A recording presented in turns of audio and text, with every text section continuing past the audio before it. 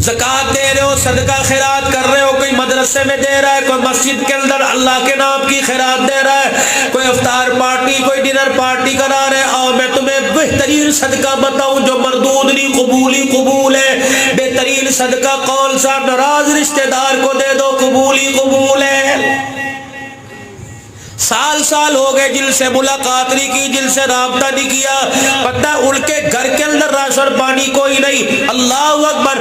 Sudan کا مفتی، Sudan کے خطیب شیخ مکاشفی نے جمعہ پڑھایا، خطبے کے لیے تقریر کے لیے ممبر پر آئے، 1 گھنٹہ تقریر نہیں کی، 1.5 گھنٹہ تقریر نہیں کی، قرآن شریعت کے قانون نہیں بتائے، میرے عزیزوں، لمبی لمبی توہین نہیں سنائی، سیرت نہیں سنائی، ممبر پہ کھڑے ہوئے اہل جمعہ سے نمازیوں سے کہنے لگے آج کے جمعے کا خطبہ ایک مسکین کو ایک بھوکے کو پیٹ بھر کے کھانا کھلا دینا 1000 مسجدیں بنانے سے افضل ہے۔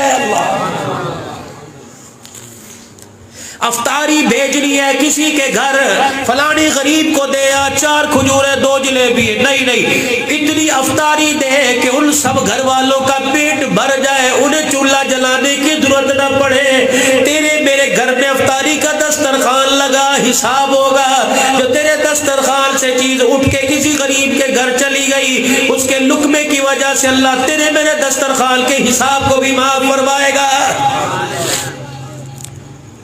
محتاج کو دو، ضرورت مند کو دو، کسی ایسے کو دو جس سے احسان کی امید مت ہو، جس کے گھر سے افطاری کی امید مت ہو۔ یا تو ایک گھر میں افطاری جاتی ہے، اسی پلیٹ میں دوسرے گھر سے آ جاتی ہے، بدلہ مل جاتا ہے۔ افطاری ایسے گھروں میں دو، ٹھیک ہے، محلے داروں کا بھی خیال کرو، رشتہ داروں کا بھی خیال کرو، لیکن کچھ ایسے لوگ ہیں جو سفید پوش ہیں، جن کے گھر میں شربت نہیں بنا، ایسے لوگ گزر گئے کہ شہری افطاری میں ان کے گھر گوشت کا سالن نہیں پکا، ایسے لوگ بھی میرے عزیزوں موجود ہیں۔ اللہ اکبر! سفید پوش لوگ ہیں جو اپنے کپڑے، اپنے لتے کا کسی کے آگے سوال نہیں کرتے، ایسے بل ٹھل کے نکلتے ہیں، اپنی غریبی کے اوپر پردہ ڈالتے ہیں۔ ایسوں کو میرے عزیزوں پردے میں رات کے اندھیرے میں دو کہ تمہارے قدموں کی آہٹ بھی تمہارے کانوں میں نہ پہنچے۔ یہ صدقہ قبول ہے، یہ خیرات قبول ہے۔